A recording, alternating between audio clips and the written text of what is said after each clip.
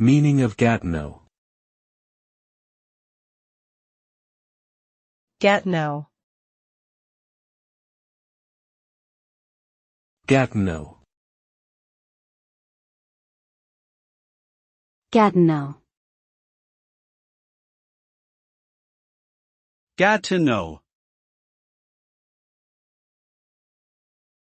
Gatineau is a city located in western Quebec, Canada, and is part of the National Capital Region.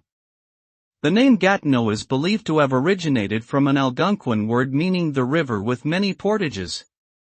It is home to many federal government offices, as well as several universities and colleges. Gatineau is known for its rich cultural heritage, including its museums, art galleries, and performing arts venues. The city also boasts numerous parks and recreational facilities, such as bike paths, hiking trails, ski resorts, and golf courses, making it a popular tourist destination.